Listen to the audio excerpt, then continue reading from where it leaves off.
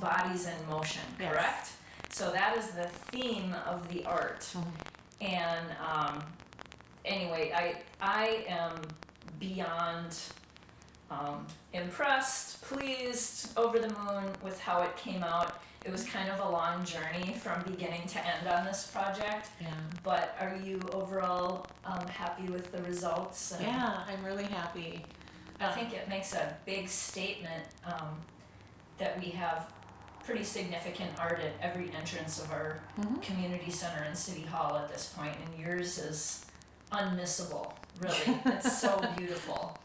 And I'm really happy with how the colors came out and stuff like that. Yeah, I am happy too. One thing, when I made them, they were 4 by 8 foot panels, and I could only see them vertically in 4 by 16 foot on the floor. So this is the first, I've never seen them vertically together, and I've certainly never seen them next to each other. So I was really worried that the lines weren't going to line up, or, because there was no way of positioning them and painting them one time. So I'm really happy that the lines seem to be lining up okay, and that it has been a cohesive, it's cohesive at the end. So that's something most people probably wouldn't know about, the process of creating those. You did those all basically in your basement at home. Yeah, I have a studio here in Monticello, and I could fit up to 22 feet long, and that was as far as I could go. So I could only fit one at a time, foot to end, those two panels foot to end to each other. And so I couldn't see them up and down, which is really difficult. You couldn't back up and get like a overall view. You had to be working close in, where you couldn't really even get a whole picture of what it was you were creating. Yeah, I would stand on chairs, and I would take my phone and take pictures from as high up as I could, and then I would look at the pictures and go, okay, I need to fix that, or more of this color here. Yeah. I'm really fascinated by your materials and the methods you use. Your work is so beautiful and vibrant. Can you explain what materials you usually work with and anything about your methods? Well, I'm using regular acrylic paints, but I'm also using acrylic ink. And acrylic ink comes in these little bottles with stoppers. And normally what people do is they just take a drop and they put it in their ink pen and they can, draw with it. I take those droppers and then I just draw directly onto the acrylic paint. And that can it can be, a number of things can happen. You can use it like watercolor, and that will change the color underneath it, or you can use it like a marker, so to speak, and that will make a really vibrant, strong line. And so I use the two combinations together, and then in these pieces there's a lot of knife work too, just taking the paint and scraping it along with the brush work for the lines and so forth. So it's a beautiful, beautiful effect. I'm just always mesmerized by your work. I'm so happy we have a big piece of your work in Monticello now. Yeah, me too. So let's talk a little bit. I know you've been an artist for a long time. Have you always been like a professional artist? Have you been an artist your entire life? Yeah. What's your journey been?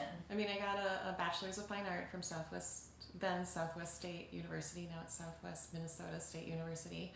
And I worked under Ed Evans, who's an internationally renowned illusionist artist. And he's still out there working. I believe he's in Bulgaria or somewhere now, but you can still see his work in New York. And after that, I did my best to be a professional artist. I also always had a day job because, you just never make enough. At a certain point, though, I had kids, and we had a lot of things going on, and I had to take a step back. So I had to take this 8 to 10 year break, which was very, very frustrating because I was doing okay professionally. And then when I came back, what I was doing before just didn't resonate anymore, and I had to determine what is my style now. I had to literally just start all over, and I took a couple years just doing that, figuring out what is it I want to say now. I'm a different person than I was 20 years ago. How do I restart? And this is where I ended up with this idea of physical internalism. So I sort of created my own genre. What I do now is I take a human figure and I really want to express what that human figure is feeling physically. Because I spent a lot of time working in healthcare and in human services, and we have all these sort of invisible ailments that can affect our mobility or our ability to speak, or how we are perceived by the world around us. And a lot of us don't know that people are going through all those things. So I do a lot of paintings about aging, where I take elderly people and I talk to them about how do they feel, what's going on in your life and so forth, and then I create this imagined biology. And what I'm asking the viewer to do is, because there's no face, there's no clothes, there's nothing to sort of identify this person, is to put themselves in that person's situation and try to understand what it feels like to be that physical person. And I call that physical internalism. And so I'm asking something of you, the viewer. I'm asking you to bring something to the painting when you come up and think about that. Now these pieces are all about, wellness, and how anybody can have a form of wellness. So there's larger people and there's kids and there's an elderly person in here. And there's a couple of two physically really well-fit individuals. And you can imagine how they might feel by sort of imposing that imagined biology into yourself. So that's the idea anyway. That is so interesting. I want to just go back for a second to the part where you had taken a break and then you're coming back to your art and kind of the calculations and the way you had to feel your way through that process. I think that's something that artists are very familiar with, that process, because our work is always so connected to our entire person and how we're processing the world and feeling about ourselves in the world and all of that. It's all interconnected. We're in a kind of a normal job, using quotes, it may not be quite so linked. Yeah. So that can be a pretty intense process to find yourself needing to completely change the look of your art and the medium you're working with, maybe even, and what it is that you even want to concentrate on making art about. It was a lot of exploring and a lot of frustration, because I suddenly, I had to rebuild my skill set. I hadn't actually painted, and I didn't do human figures before. I did very abstract, expressionistic, non-objective work. All I was concerned about was form. So consider me like a cubist or something that was only concerned about the form. And so this idea now that I do narrative paintings is really, really a shock to me. I would have, 20 years ago, I would have never thought that's what I was doing. I'm still a huge minimalist fan. Show me a box and I'm happy. But which I think surprises people when they see so much color and so much movement in what I'm doing now. I also think this idea of taking a break is I'm finding really typical of women artists. And I do a lot of narratives about imposed gender roles. And for female artists, we end up taking care of the kids and doing all the healthcare and going to the school stuff, and all that takes away from our profession as artists and makes it really hard to move up that ladder and keep getting shows and so forth. So I know a lot of artists now that, they experience the same thing. They had to take a break because no one else was going to take on those responsibilities for them. And it seems unfair. That's actually something I'm very familiar with myself, being in a caretaker role for a parent right now and needing to take a break. And women are typically the caretakers of families. And actually, quite a few of the people that we, are involved with through MontiArts, like on our open studio night, that's just for adult artists to come and just make art with other artists. A lot of them are people who have taken a break and they're kind of like, I'd like to get back to painting. I haven't done it for a long time. So I think that's a pretty common theme with amateur and professional artists, unfortunately. I did take it really seriously, because I was at a point where I was like, this was my dream, and if I don't get back into it, my dream will never happen. So I was really working like, my 40-hour-a-week day job, and then I would stay up till 2 a.m. every night and then work all weekend on just trying to figure out what it is I'm trying to say or how I'm going to present it and so forth. And then I finally ended up on this, and it was a good trajectory, and I realized I could use this for all sorts of sort of implications with where the body might be. But yeah, I mean, it was, all I did was work and paint and work and paint for a good 2 years. It's the deeper, invisible work of an artist, and being an artist is so connected to who we are as people and all of it. Yeah. I'm glad you talked about that a little bit. Yeah. And then as far as your work now, it's absolutely beautiful and very fluid looking to me. I always love your use of color and the way the colors blend, and it's all very fascinating to me. And right away, the human forms to me, I'm probably projecting onto your artwork, Which I want you to do. Viewers always do that. You bring your lens to the artwork. But when I saw these human forms that were almost seemed semi-transparent, or I know your work is influenced by medical imagery, right? Correct? Yeah. But I loved how humanizing it was. I almost felt like I was looking at people's spirits or something, and just that whole idea of underneath the superficiality of our physical beings, at the core, we're really all these same human being people experiencing pain, having concerns, loving things, moving through our world. It's, to me, it was really moving to see these human forms depicted this way. I'm glad you used the word superficiality, because one of the things I get asked a lot is, why don't they have faces, or why do they have to be naked? And by the way, they're not naked. They're no nakeder than you'd see in any yoga class, believe me. True. But the reason I don't do faces is because I think the minute we give them features, and the minute I put clothing or things like that on them, they suddenly have an identity or a socioeconomic status, depending on what they're wearing, or a gender, or things like that. And I know that a lot of my figures, you can tell, are male or female, or have, they have breasts sometimes. But I want them to be as open and vague as possible from the outline, so that you can then sort of put yourself in there, put yourself in that skin.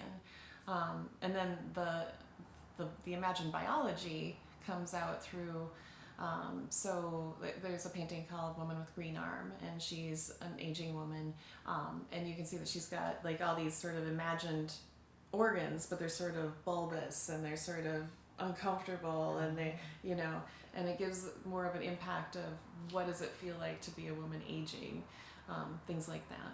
There are so many invisible conditions, like you mentioned earlier, and I have a tremendous amount of empathy for those people, because the world doesn't even know that they're uncomfortable or what they're dealing with on a daily basis. I'm in a way trying to build compassion. If we think of compassion as a skill, and not just something we're born with and we only have so much or we don't have any, I think compassion is actually a skill, and we have a responsibility to strengthen that skill if we are lacking in compassion. And so what I'm asking the viewers to do is to try to think about their own compassion, put themselves in these forms, and see if that's a method that they can use in the future to build on that skill. So. I agree.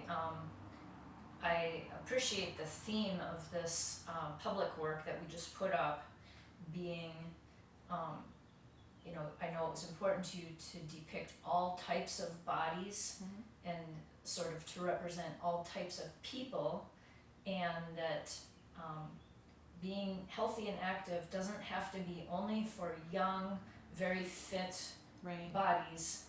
Anybody can bring that into their life and benefit from it and enjoy it. And they're doing different things. We don't all have to be runners. We don't all have to be yoga stars. Find your own thing. Yeah, compassion and equity and empathy seem to be kind of ongoing themes in your work, would you say?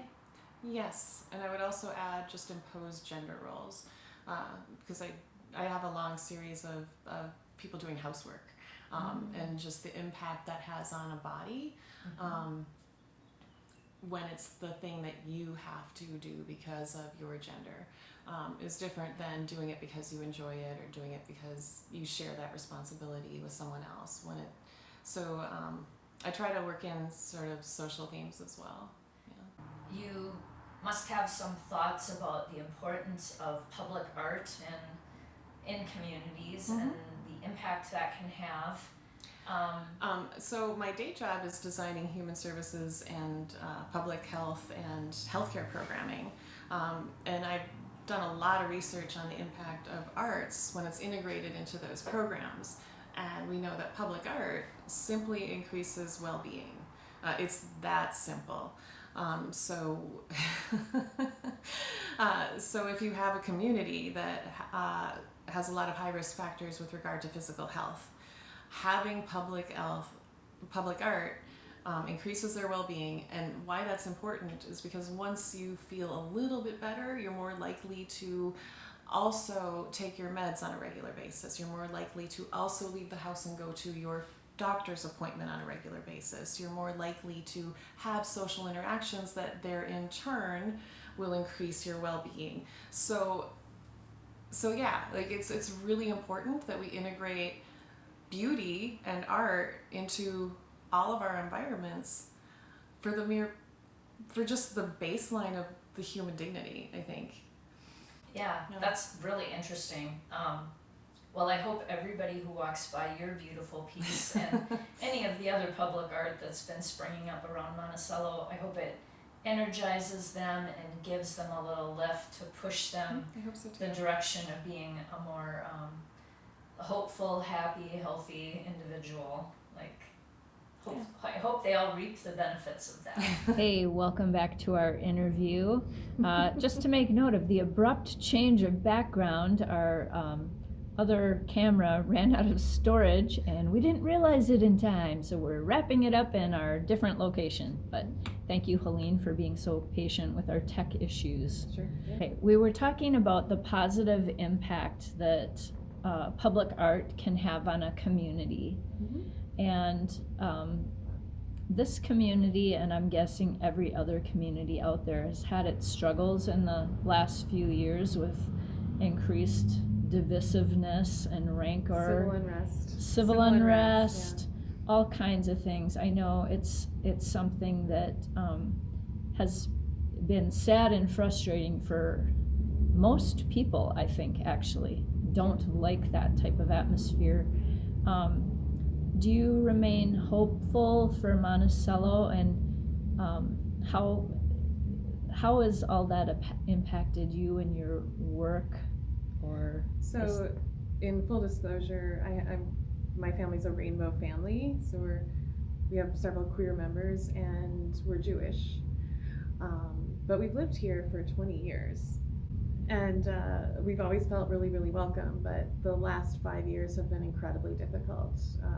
We have received, my kids have received messages telling them to kill themselves, and we've received swastikas and people who've made it really clear that we're not welcome here and that we should leave. And this is where my kids grew up. This is our family home. So I really don't want to leave. So I try to think about the fact that, for 15 of those 20 years, it was wonderful. And people were respectful, and we were respectful of them. I mean, we're just a quiet family that lives on a street in Monticello. We don't, Right. And I'm hoping that, public art might be a way to help us have conversations that are hard about how we can be more welcoming and the idea that suddenly I don't belong here and that I should be subject to threats for that, or that my children should be subject to threats for that, or actual physical violence is not an acceptable response. And I don't think Monticello wants to be the place that everybody leaves, because I have seriously considered leaving, that everybody leaves because they feel unsafe, that they feel like their kids can't go to school, or go down to Walmart or wherever without being harassed or worse. And we haven't always been that community. As a minority, I can tell you I haven't always felt that way, but the last 5 years have been pretty rough, and right now we are committed to staying, but Yeah. I am hopeful that things will improve. I think that is also why my work has ended up focusing on building compassion. Like if we are compassionate with people who don't look like us or aren't exactly like us, then we wouldn't be having this issue. It is possible to live together, and so that's why I think I ended up where I did end up, working with human figures and asking the viewer to actively put themselves in that skin and determine what their life might feel like. But that's a skill that we need to start doing more and more often, and quit making assumptions. I think it's also about getting rid of those assumptions and stereotypes, and coming in with a blank slate, saying, I can build this skill of compassion. We as a community can build this skill of compassion, and therefore everyone will be safer. Yeah, And I start think setting everyone examples. across the board, every individual can work on that.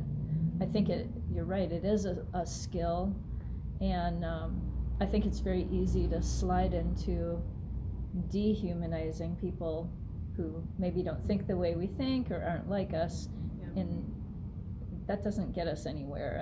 I don't think that's a good direction. So I really do find it personally admirable that you've kind of been on the hurtful end of some stuff that had to be painful for you personally to experience some of this, and yet you're out there focusing your work on humanizing people and developing empathy and working to make your community a better place. So I'm just very impressed by that.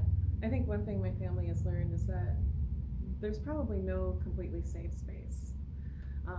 So we have to live in the space we're in and make it as accepting and safe as we can. I also, I know you say you think it's admirable. I don't know that it's really admirable, but I do feel like when we publicly bring out some of the stuff that has happened, that holds people accountable, and they know it's not okay to do that to us anymore. And I'm in a position where I can do that. I can afford a security system. I can do things like that, whereas other people can't. So those of us who can, I think we should take that opportunity and do so for those who can. So that's a great perspective. All of us should be able to reach around and help people who maybe aren't as fortunate as us. Well, Helene, if people want to follow your beautiful work online, what's the best way for them to do that? So dhelenewoods.com or dhelenewoods on Instagram are the best places. The Instagram is usually well up to date, and you can look there for what's coming up in the future. And you can see a whole huge variety of stuff at dhelenewoods.com.